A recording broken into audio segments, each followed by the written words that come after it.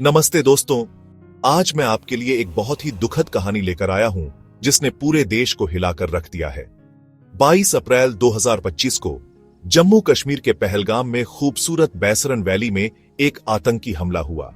इस हमले में 14 लोगों की जान चली गई, जिनमें टूरिस्ट, लोकल लोग और एक नेवी ऑफिसर भी शामिल थे। इन पीड़ितों में बितान अधिकारी भी थे, जो ब्रैंडन, फ्लोरिडा के रहने वाले 40 साल के इंजीनियर थे। बितान अधिकारी मूल रूप से कोलकाता के बेहाला से थे। वो टाटा कंसल्टेंसी सर्विसेज में टेस्ट मैनेजर के तौर पर काम करते थे और उन्होंने वेराइजन, कॉग्नाइजेंट और फ्रेडी मैक जैसी बड़ी कंपनियों में काम किया था।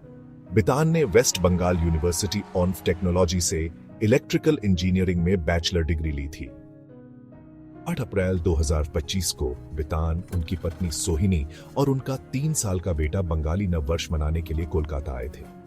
16 अप्रैल को वो 8 दिन की छुट्टी मनाने कश्मीर गए थे।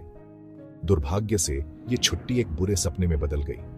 ये हमला बैसरन में हुआ, जिसे मिनी स्विट्जरलैंड भी कहते हैं। बितान और उनका परिवार शांत वातावरण में घास पर बैठकर आनंद ले रहे थे, तभी हथियारबंद आतंकवादी वहां आ गए। उन्होंने लोगों से उनके धर्म के बारे में पूछा और फिर अंधाधुंध गोलियां चलाना शुरू कर दिया। बितान को गोली मार दी गई और उनकी वहीं मौत हो गई। उनकी पत्नी सोहिनी और उनका बेटा इस हमले में बच गए। सोहिनी ने इस भयानक घटना के बारे में बताया।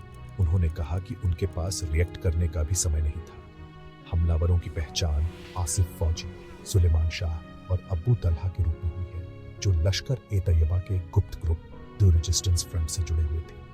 इसी ग्रुप ने हमले की जिम्मेदारी ली है। इस दुखद घटना के बाद कई परिवार बर्बाद हो गए।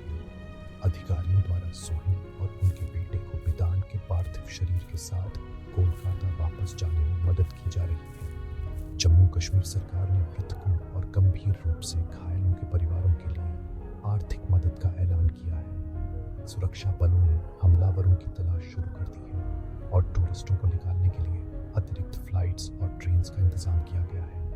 प्रधानमंत्री मोदी, जो इस समय सऊदी अरब में है, ने इस हमले की निंदा की है और न्याय का वादा किया है।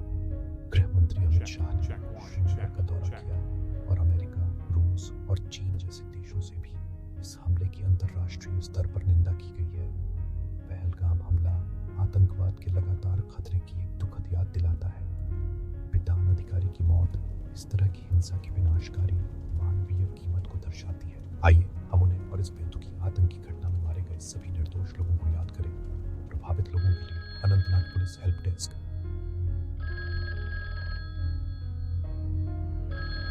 पर या व्हाट्सएप पर इस पर संपर्क किया जा सकता है। सब लोग अपना ध्यान रखें।